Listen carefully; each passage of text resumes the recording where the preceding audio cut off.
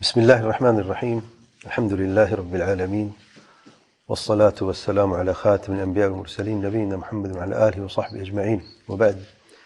أصول السنة لإمام أهل السنة والجماعة الإمام أبو عبد الله أحمد بن حنبل رحمه الله، شرح فضيلة الشيخ العلامة ربيع بن هادي المدخلي حفظه الله.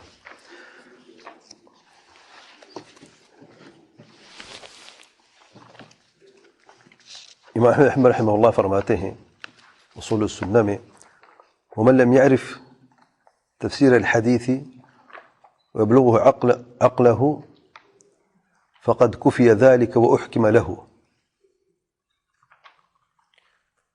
فعليه الإيمان به والتسليم له.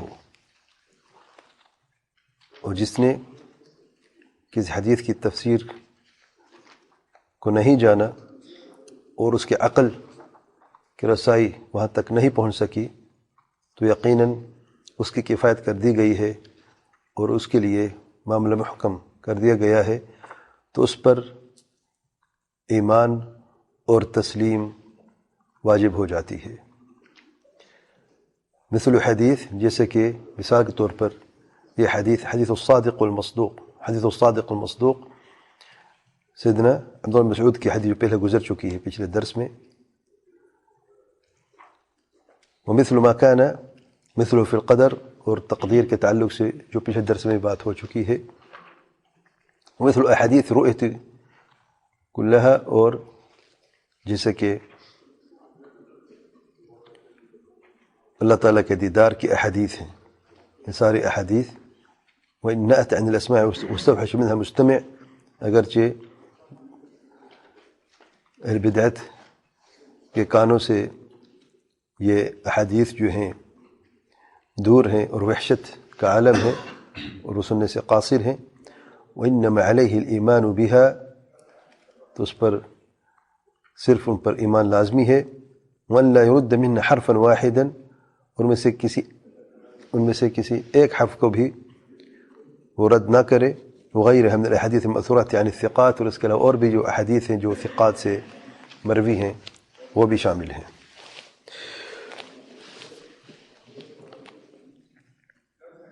اسی ایمان اور تسلیم کی جو بات ہو رہی ہے، اسی کے تعلق سے ایک اور اہم مسئلہ امام احمد حنبل رحمہ اللہ بیان فرما رہے ہیں کہ حدیث کی تفسیر اور فہم میں مومن کا طرز عمل کیا ہونا چاہیے. کوئی بھی حدیث آپ کے سامنے آ جاتی ہے، آپ اہل ایمان میں سے ہیں، اہل حق میں سے ہیں، تو اس حدیث کے تعلق سے، حدیث کی فہم اور تفسیر اور شرح کے تعلق سے آپ کو کیا موقف ہونا چاہیے. اور اس باب میں ایک اہم اور چند مثالیں امام صاحب رحمہ اللہ بیان فرما رہے ہیں. کرنا کیا ہے؟ ایمان اور تسلیم. عقل کو سمجھ میں آئی ہے تو الحمدللہ، بات نہیں سمجھ میں آئی ہے تو امام صاحب فرماتے فقد کفی ذلک واحکم لہ، کفایت کر دی گئی ہے اور ان احادیث کی شروحات محکم کر دی گئی ہیں اس کے لیے.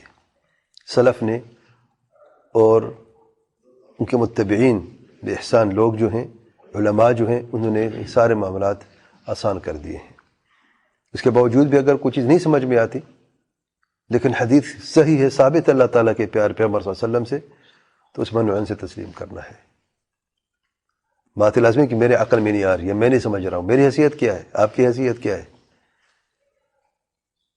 تو حدیث سے رسول اللہ صلی اللہ علیہ وسلم کے سامنے سر کو جھکانا ہے اور اسے تسلیم کرنا ہے. شیخ ربیع بن ہادی المدخلی حفظہ اللہ فرماتے ہیں ان جملوں کے تعلق سے: لا يكلف الله نفسا الا وسعها.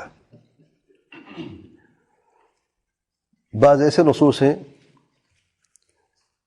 جو کو شاید آپ سمجھ نہ سکیں، آپ کی سمجھ کے باہر ہوں، یا حکمت آپ نہیں جانتے ان کے پیچھے کیا حکمت ہے اور کیا غایت ہے، یا ان پیچھے کیا راز ہے. تو ایمان اور تصدیق لازم ہے، فرض ہے کہ ایمان اور تصدیق لایا جائے، کیونکہ یہی مقتضی ہے ایمان کا اور تصدیق کا. آمنت بالغیب، آمنت بأن محمد صلی اللہ علیہ وسلم حق، وأن القرآن حق وما جاء به محمد صلی اللہ علیہ وسلم حق وأنه لا ينطق عن الهوى. کتنی پیاری باتیں ہیں. جب غیب پر ہمارا ایمان ہے، ہمارا ایمان ہے کہ اللہ تعالیٰ کے پیارے پیغمبر صلی اللہ علیہ وسلم حق ہے اور قرآن مجید حق ہے اور جو کچھ آپ صلی اللہ علیہ وسلم نے کیا وہ حق ہے، اور ہمیں یہ بھی یقین ہے کہ اللہ تعالیٰ کے پیارے پیغمبر صلی اللہ علیہ وسلم ما ينطق عن الهوى، اپنے خواہش نفس کے مطابق کوئی بات نہیں فرماتے، وحی نازل ہوتا اللہ تعالیٰ کی طرف سے. فما عرفت فالحمد للہ، تو جو آپ نے جان لیا ہے تو اللہ کا حمد و ثنا، اللہ کا شکر ہے. وما لم تعرفه فكله الى عالمه وقد كفاك، اور جو تم نہیں سمجھ سکتے تو اسے اس عالم طرف لوٹا دو اور وہی تمہارے لیے کافی ہے. پھر مثال کے طور پر بعض ایسی چیزیں جو ہمارے فہم سے قاصر ہیں، ان میں سے اللہ تعالیٰ کا دیدار کا معاملہ ہے. اپنی آنکھوں سے رب کا دیدار کرنا جنت میں، نصوص واضح ہیں اس میں، لیکن بعض لوگ بعض شبہات کا شکار ہوتے ہوئے اس کی نفی کر دیتے ہیں اور ایک بدعقیدی کا اظہار کرتے ہوئے کہتے ہیں کہ ممکن نہیں ہے، کیونکہ اس میں جسم کا ہونا لازم ہے، اس میں جہت کا ہونا لازم ہے، اس میں فلاں چیز کا ہونا لازم ہے، فلاں یہ کیا ہے؟ آپ عقل پہ توڑ رہے ہیں، کیونکہ آپ کا عقل نے سمجھا نہیں تو آپ نے یہ الفاظ کہہ دیے اور اللہ تعالیٰ کی اس صفت کو، صفت رؤیہ جو اللہ تعالیٰ کا دیدار جنت میں اہل ایمان کریں گے، اس کا انکار کر دیا ہے. تو امام احمد رحمہ اللہ نے مثال کے طور پر حدیث الصادق المصدوق کہ ماں کے پیٹ کے اندر جو مرحلے ہوتے ہیں پیدائش کے، اس حدیث میں جو معروف صحیح حدیث ہے اس کا ذکر کیا. پچھلے درس میں گزر چکا ہے. تقدیر کے کئی تعلق سے کئی احادیث ہیں جو لوگوں کی سمجھ میں نہیں آتی. پچھلے باب میں تقدیر پر ایمان کے تعلق سے ہم بات کر چکے ہیں. اور آج کی نشست میں جو تیسری مثال امام صاحب نے دی ہے یہاں پہ، اللہ تعالیٰ کا دیدار. شیخ ربیع حفظہ اللہ فرماتے ہیں رؤیہ سے مراد اللہ تعالیٰ کا دیدار ہے آخرت میں. تو مومن پر فرض ہے کہ وہ اللہ تعالیٰ پر ایمان رکھ، تو یہ بھی ایمان رکھے کہ اللہ تعالیٰ کا دیدار ہوگا قیامت کے دن، مومن اللہ تعالیٰ کا دیدار کریں گے. معتزلہ نے انکار کیا کہ آخرت میں اللہ تعالیٰ کا دیدار ممکن نہیں ہے، اور ان کی یہ بات یہ انکار جو ہے شبہات باطلہ کی بنیاد پر ہے. اہل سنت نے ان کا رد کیا ہے دلائل کی روشنی میں، اللہ تعالیٰ کی کتاب قرآن مجید سے اور آپ صلی اللہ علیہ وسلم کی سنت سے اور حدیث سے. اور ان میں سے امام ابن القیم رحمہ اللہ نے بھی رد کیا ہے اہل باطل کا، جنہوں نے اللہ تعالیٰ کی رؤیت کا انکار کیا ہے. اور 7 آیات قرآن مجید سے امام ابن القیم رحمہ اللہ نے حجت کے طور پر، دلیل کے طور پر بیان کیے ہیں. جبکہ شیخ صاحب شیخ ربیع حفظہ اللہ فرماتے ہیں اگر انسان کو دیکھے تو ظاہر میں پتہ نہیں چلتا کہ ان میں کوئی دلیل موجود ہے اللہ تعالیٰ کی رؤیت کے اثبات کی، لیکن جو بھی تأمل کرتا ہے، غور فکر کرتا ہے، تو یہ پا لیتا ہے کہ واقعی امام ابن رحمہ اللہ حق پر تھے اور ثواب پر تھے اور دلیل واقعی بنتی. مثال کے طور پر اللہ تعالیٰ کا یہ ارشاد انکم ملاقوہ، کہ تمہاری ملاقات اللہ تعالیٰ سے ہوگی، یعنی قیامت کے دن. سورہ بقرہ آیت نمبر 223 میں قال واللقاء لابد فیہ من رؤیۃ والمعاینہ، اور جب ملاقات ہوتی ہے تو اس میں رؤیت و معاینت تو ہوتی ہے، ورنہ ملاقات کا امکان کیسے ہے؟ تو لقاء میں ہمیشہ رؤیت لازم آتی ہے. هذا مقتضیہ لغت العرب، لغت عرب کے بنیاد پر لازمی ہے کہ جس سے آپ ملاقات کرتے ہیں تو آپ اسے دیکھتے بھی ہیں. اور دوسری مثال ابن القیم رحمہ اللہ نے یعنی جو دلیل کے طور پر آیت اللہ تعالیٰ کی رؤیت کے لیے اور دیدار کے لیے بیان کی ہیں. اللہ تعالیٰ کا ارشاد سورۃ انعام آیت نمبر 103 میں اللہ تعالیٰ کا ارشاد ہے لا تدرکہ الابصار وهو يدرك الابصار وهو اللطیف الخبیر، کوئی بھی نگاہیں اللہ تعالیٰ کی ادراک نہیں کر سکتی، یعنی احاطہ نہیں کر سکتی، جبکہ اللہ تعالیٰ خود پوری دنیا کا احاطہ بھی کرتے اور ابصار کا احاطہ بھی کرتے، ادراک کرتے ہیں. وهو اللطیف الخبیر. شیخ ربیع حفظہ اللہ فرماتے ہیں شیخ حسین بن تیمیہ رحمہ اللہ نے سے بات منقول ہے کہ اللہ تعالیٰ کی مدح صرف نفی سے نہیں ہوتی. جب مدح کرتے ہیں مدح صرف نفی سے نہیں ہوتی، بلکہ جو نفی کے ضد میں، جو نفی کے ضد ہے اس کے اثبات میں ہمیشہ مدح ہوتی ہے. اس کے لیے کئی مثالیں بھی دی ہیں. اور یہاں پر لا تدرکہ الابصار، اب یہاں پہ نفی کی جا رہی ہے احاطہ کی، اور اس میں رؤیت کا بھی اللہ تعالیٰ کے دیدار کا بھی ثبوت ملتا ہے، کیونکہ رؤیت کی نفی جو کی گئی اس آیت میں جو نفی ہے وہ رؤیت کی نہیں بلکہ احاطہ کی نفی ہے۔ اللہ نے یہ نہیں فرمایا کہ میرا دیدار کوئی نہیں کرے گا، لا تدرکہ الابصار، ادراک میں احاطہ ہوتا ہے، اور کوئی بھی چیز مخلوقات میں سے اللہ تعالیٰ کے احاطہ کوئی کر نہیں سکتی، ناممکن ہے۔ مثال کے طور پر سورج کو دیکھ لیں، آپ آسمان کو دیکھ لیں، آپ سورج کو دیکھ سکتے ہیں، احاطہ کر سکتے ہیں سورج کا، آپ آسمان کو دیکھ سکتے ہیں، مکمل آسمان کا احاطہ کر سکتے ہیں آپ، جبکہ چھوٹے سے مخلوقات ہیں۔ تو اللہ تعالیٰ نے جو نفی کی ہے اس آیت میں لا تدرک الابصار میں، وہ دیدار کی رؤیت کی نفی نہیں ہے بلکہ احاطہ کی نفی ہے، اور یہ حق ہے۔ جیسا فرماتے اور بھی کئی ایسے موجودات جن کو آپ دیکھتے ہیں لیکن آپ احاطہ نہیں کر سکتے جملتاً۔ اور تیسری آیت جو مثال کے طور بیان کی ہے اللہ تعالیٰ کہہ رہے ہیں لن ترانی، موسیٰ علیہ السلام کے تعلق سے، اب ہرگز نہیں دیکھو گے یا دیدار نہیں کرو گے، سورۃ الاعراف نمبر 143 143 میں۔ اس میں دلیل یہ بنتی ہے سبحان اللہ کہ موسیٰ علیہ السلام نے ممکن نہیں کبھی کوئی حرام چیز یا مستحیل چیز کا اپنے رب سے مطالبہ کرے۔ موسیٰ علیہ السلام نے رب سے یعنی دعا کی کہ اللہ تعالیٰ میں آپ کا دیدار کرنا چاہتا ہوں۔ اگر یہ دیدار ممکن نہ ہوتا، مستحیلات میں سے ہوتا یا حرام ہوتا، جائز نہ ہوتا، تو کبھی اللہ کے پیارے نبی موسیٰ علیہ السلام سوال کرتے اپنے رب سے، کبھی دعا کرتے؟ ناممکن ہے۔ تو لن ترانی میں ہرگز نہیں دیکھو گے، جیسا فرماتے ہیں فرق ہے لا ترانی اور لن ترانی میں۔ لا ترانی میں نفی ہے، لن ترانی میں یعنی اس وقت آپ مجھے نہیں دیکھ سکتے، جیسا فرماتے ہیں اللہ تعالیٰ کا ارشاد فلما تجلی ربہ للجبل جعلہ دکا، اسی آیت میں، کیونکہ پہاڑ تو ریزہ ریزہ ہو گیا اللہ تعالیٰ چھوٹے سی تجلی سے، سبحان اللہ۔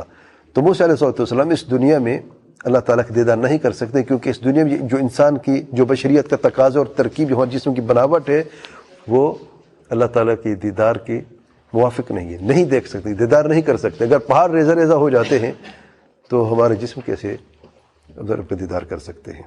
جیسے کہ حدیث میں آیا ہے حجابہ النور، اللہ تعالیٰ کے حجاب نور ہے، لو کشفہ، اگر اللہ تعالیٰ اسے یعنی ہٹا دیں اور کشف کریں احرقت سبحات وجہ منتہى الیہ بصرہ من خلقہ، اگر یہ جو حجاب اللہ تعالیٰ کے جو پردہ ہے نور کا جو یہ ہٹ گیا یا ہٹا دے تو جہاں تک اللہ تعالیٰ کی نگاہ جائے گی سب جل کر راکھ ہو جائے گا۔ اس دنیا میں کوئی طاقت نہیں رکھ سکتا، دنیا کی بناوٹ ہی ایسی ہے، ترکیب ہی ایسی ہے۔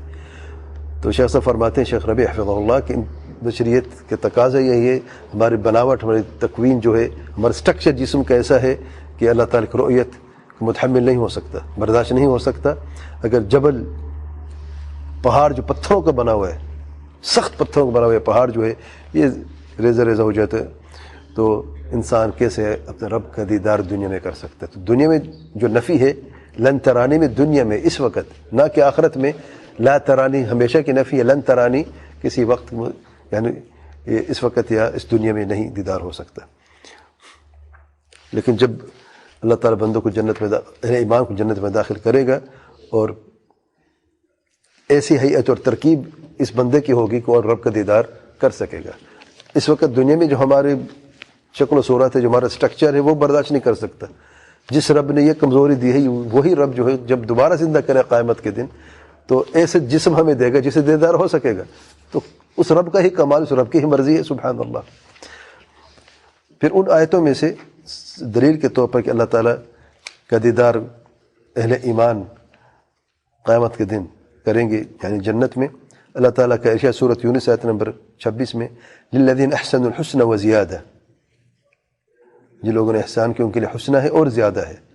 حسنہ جنت ہے، زیادہ کیا ہے؟ اب جنت سے بڑھ کر اور کیا چیز ہو سکتی ہے؟ اللہ تعالیٰ کا دیدار جنت میں۔ اور اللہ تعالیٰ کے پیارے پیغمبر صلی اللہ علیہ وسلم نے اس آیت کی تفسیر اسی طریقے سے فرمائی ہے کہ حسنہ جنت ہے اور زیادہ اللہ تعالیٰ کا دیدار ہے۔ یہ حدیث ہے، اللہ تعالیٰ کے پیارے پیغمبر صلی اللہ علیہ وسلم کا فرمان ہے، جیسے کہ صحیح مسلم کی حدیث میں آیا ہے۔ اور کئی صحابہ نے بھی رضی اللہ عنہم اجمعین نے بھی یہی تفسیر اس آیت کی ہے کہ حسن سے مراد جنت ہے اور زیادہ سے مراد اللہ تعالیٰ کا دیدار ہے قیامت کے دن، اور جنت میں سب سے بڑا انعام اور احسان جو اللہ تعالیٰ کا ہے وہ اللہ تعالیٰ کا دیدار۔ جنت کی ساری نعمتیں ایک طرف اور رب کا دیدار ایک طرف، جیسے حدیث میں آیا ہے اللہ تعالیٰ کے پیار پیغمبر صلی اللہ علیہ وسلم فرماتے ہیں کہ اللہ تعالیٰ اپنے بندوں سے، اہل ایمان سے جنت میں اللہ تعالیٰ فرمائے گا تریدون شیئا ازیدکم، کیا تمہیں اور بھی کوئی زیادہ چاہیے؟ فیقولون لم تبیض وجوہنا، تو عرض کریں کہ اے ہمارے رب کیا تم نے ہمارے چہروں کو سفید نہیں کیا؟ الم تدخلنا الجنہ، کیا جنت میں داخل نہیں کیا؟ وتنجنا من النار، اور جہنم کی آگ سے نجات نہیں دی؟ قال فیکشف الحجاب، تو اللہ تعالیٰ حجاب وہ ہٹا دے گا۔ فما اعطوا شیئا احب الیہم من النظر الی ربہم عز وجل، تو کوئی بھی چیز ان کو نہیں دی گئی جنت کی آسائشوں میں سے اور نعمتوں میں سے جو ان کو پسند ہے جنت کو، مگر اللہ تعالیٰ کا دیدار اور رب کا دیدار سے بڑھ کر کوئی چیز نہیں واللہ۔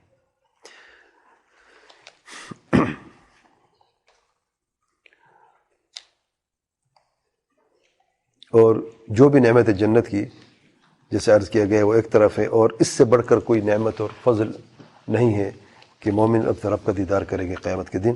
پھر شرح حفظ اللہ فرماتے ہیں کہ تقریباً 30 احادیث موجود ہیں اللہ تعالیٰ کی رؤیت کے تعلق سے، اللہ تعالیٰ کے دیدار کے تعلق سے 30 احادیث موجود ہیں۔ ان میں سے جو اور واضح دلیل ہے سیدنا جریر رضی اللہ عنہ کی حدیث اور سیدنا ابو ہریرہ رضی اللہ عنہ کی حدیث اور صحابہ اجمعین کہ لوگوں نے کہا یا رسول اللہ هل نرى ربنا یوم القیامہ، دیکھیں واضح الفاظ دیکھیں ذرا،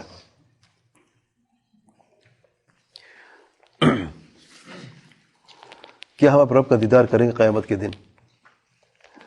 اللہ تعالیٰ کے پیارے پیغمبر صلی اللہ علیہ وسلم جواب میں فرماتے ہیں هل تمارون في القمر ليلة بدر ليس دونه سحاب، کیا تم 14ویں کی رات میں چاند کو دیکھنے میں کوئی دقت محسوس کرتے ہو جبکہ کوئی بادل بیچ میں نہ ہو؟ 14ویں کی رات ہے، 14ویں کا چاند ہے، کوئی آسمان پہ بادل نہیں ہے، دیکھنے میں چاند کو 14ویں کی رات میں کوئی دقت ہوتی ہے؟ دیکھیں مثال دیکھیں آپ، سبحان اللہ۔ قالوا لا یا رسول اللہ، یہ ہرگز نہیں اللہ تعالیٰ کے پیار پیغمبر صلی اللہ علیہ وسلم، کوئی دقت نہیں بلکہ وہ آسانی کے ساتھ دیکھتے ہیں۔ قال فهل تمارون في الشمس ليس دونها سحاب، کیا تمہیں سورج دن میں سورج کو دیکھنے میں کوئی دقت ہوتی جبکہ کوئی بیچ میں کوئی بادل نہ ہو؟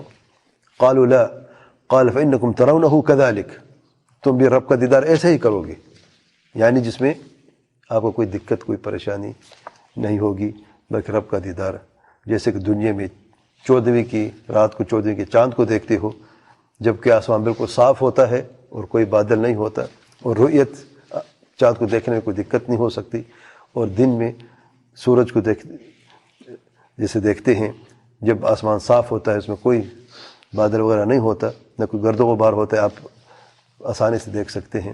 تو قیامت کے دن اہل ایمان جو ہیں اپنے رب کا دیدار جنت میں ایسے ہی کریں گے، اس سے بڑھ کر کوئی اور میں حیران ہوتا ہوں ان لوگوں پر جو انکار کرتے ہیں، اہل بدعت معتزلہ ہے یا اشاعرہ ماتریدیہ بھی جو ہیں وہ انکار کرتے ہیں، کہتے ہیں ممکن نہیں ہے، اس میں یہ لازم ہے وہ لازم ہے۔ اتنی واضح احادیث صحابی عرض کر رہے ہیں، سوال کے جواب میں جو وضاحت ہے وہ ویسے عام بات میں نہیں ہوتی، یاد رکھیں۔ جیسے کچھ کم سی لڑکی نے پوچھا اللہ تعالیٰ کے پیار پیغمبر صلی اللہ علیہ وسلم نے پوچھا این اللہ فی السماء، اب اس سے بڑھ کر کیا چاہیے؟ اللہ تعالیٰ آسمان پر ہے، اس کے باوجود بھی لوگ کتنی ہر جگہ موجود ہیں۔ اب اتنی جب سوال جواب میں وضاحت ہوتی ہے وہ عام باتوں میں نہیں ہوتی، سبحان اللہ۔ جبکہ یہاں پر الحسن و زیادہ کی تفسیر بھی جنت اور اللہ تعالیٰ کا دیدار ہے، اور قرآن مجید کئی آیات میں بھی اس کی دلیل موجود ہے، اور اس حدیث میں دیکھیں کتنی واضح الفاظ ہیں کہ سورج اور چاند کی جو سب سے بڑی علامت ہے، رات کی سب سے بڑی علامت کیا ہے؟ چاند ہے۔ دن کی سب سے بڑی علامت کیا ہے؟ سورج ہے۔ کوئی ان کو دیکھنے میں کوئی دقت محسوس کر سکتا ہے جبکہ آسمان بالکل صاف ہو؟ مثال تو دیکھیں آپ، اس کے باوجود بھی لوگوں نے اہل بدعت نے انکار کیا ہے۔ شیخ ربیع حفظہ اللہ فرماتے ہیں کئی احادیث ہیں، بہت سارے احادیث جن میں صحیح بخاری میں بھی ہیں، صحیح مسلم میں بھی ہیں، اور بھی احادیث دوسری کتابوں میں موجود ہیں اللہ تعالیٰ کے دیدار کے تعلق سے۔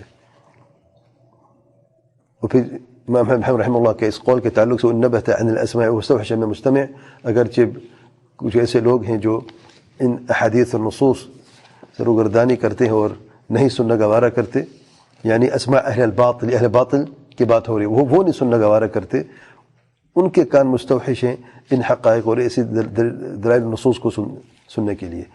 اما اہل الحق فتلقون بصدور رحبہ، اہل حق جو وہ اندھا پیشانی سے اور کشادہ سینے سے ان احادیث اور ان نصوص کو لیتے ہیں۔ وانما علیہ الایمان بها، واجب یہ ہے کہ ان سب پر ایمان لایا جائے، ان سب نصوص پر ایمان لایا جائے۔ اور جب یہ فتنہ ظاہر ہوا اللہ تعالیٰ کے دیدار کا انکار کا، اور کچھ ایسے لوگ موجود تھے جو لوگوں میں شکوک شبہات پھیلا رہے تھے، تو امام احمد رحمہ اللہ نے ان کو رد کرتے ہوئے یہ باتیں بیان کی ہیں اپنے اصول السنہ میں۔ پھر سوال تھا جب آپ ایسے حدیث سنتے ہیں تو آپ کو کوئی وحشت محسوس ہوتی ہے یا آپ کو کوئی یعنی مزید وضاحت کی ضرورت پڑتی ہے؟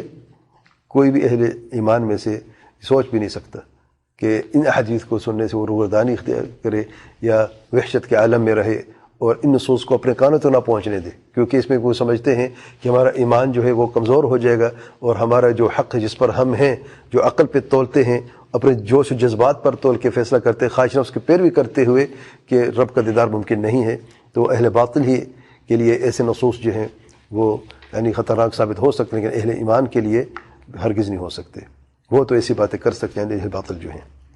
وَلَا يُرُدَّ مِنْ حَرْفًا وَاحِدًا، محمد رحمہ اللہ کا یہ قول جو ہے، کیونکہ اللہ تعالیٰ کے پیار پیغمبر صلی اللہ علیہ وسلم لا ينطق عن الهوى، جو فرمایا حق اور سچ فرمایا ہے، ایک ایک لفظ ایک ایک حرف پر ایمان ہے، اور ایمان لانا فرض ہے، کیونکہ اللہ تعالیٰ کے پیار پیغمبر صلی اللہ علیہ وسلم جو بھی فرماتے حق فرماتے، جیسا کہ سیدنا عبداللہ بن عمر رضی اللہ عنہما کی حدیث میں آیا ہے کہ بعض لوگوں نے اعتراض کیا آپ کیوں لکھتے ہیں جو کچھ اللہ کے رسول صلی اللہ علیہ وسلم حدیث بیان کرتے ہیں، یہ تو بشر کی بات ہے،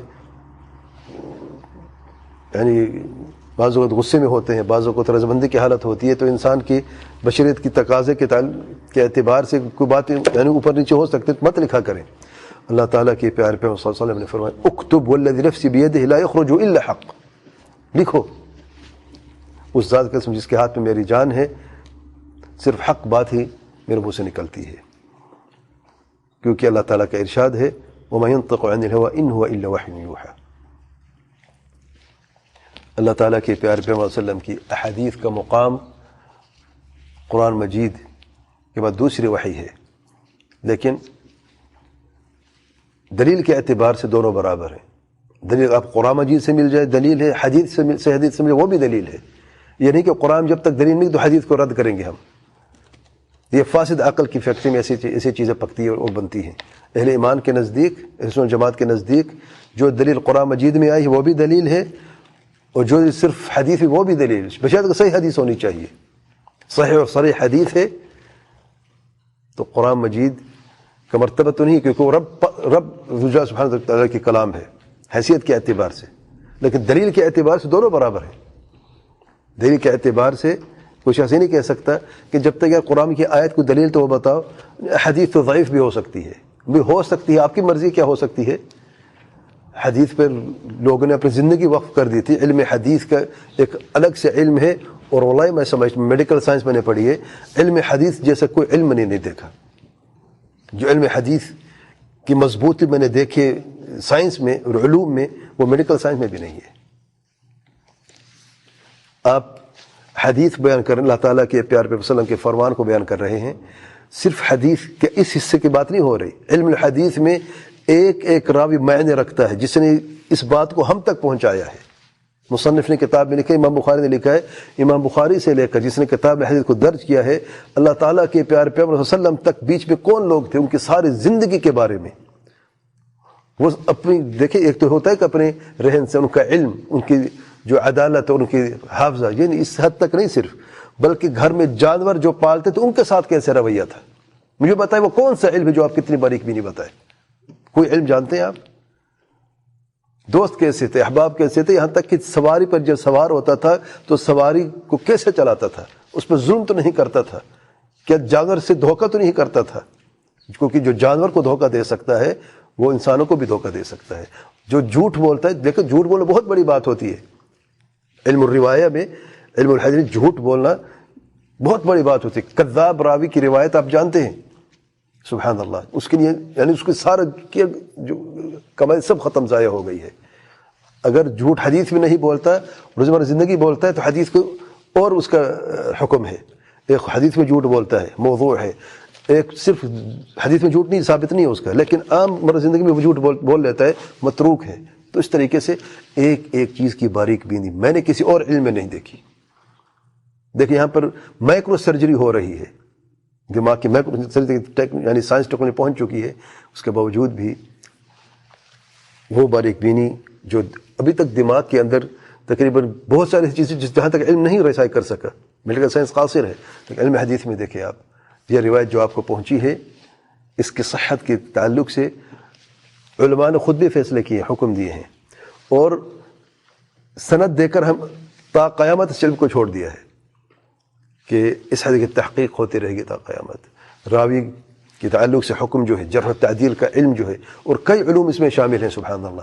صرف شرح الحدیث الگ سے علم ہے، اور جو روایت الحدیث ہے اور جو اس میں راوی جو ہیں وہ الگ علم ہے، مصطلح الحدیث ہے، اور کئی ایسے علوم اس میں شامل ہیں. الغرض تو اہل ایمان کا یہ تقاضا ہے، جب حدیث اللہ تعالیٰ کے پیارے پیغمبر صلی اللہ علیہ وسلم ثابت ہو جائے، اپنے سر کو خم کر کے تسلیم کرنے کے سوا کوئی اور راستہ نہیں ہے.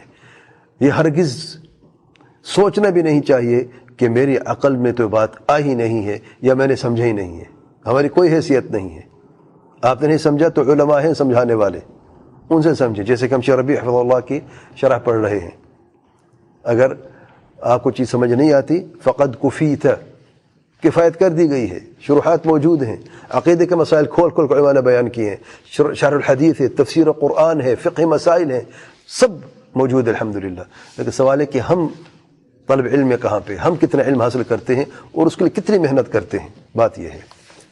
اللہ تعالیٰ سے دعا کہ اللہ تعالیٰ ہمیں علم نافع مصالح کی توفیق عطا فرمائے. جو ہم پڑھ رہے ہیں اللہ تعالیٰ اس کو صحیح سمجھنے کی، اس پر عمل کرنے کی توفیق عطا فرمائے، اور ہر شر سے محفوظ فرمائے. واللہ اعلم. سبحانک اللہم و بحمدک، اشہد ان لا الہ الا انت، استغفرک و اتوب الیک.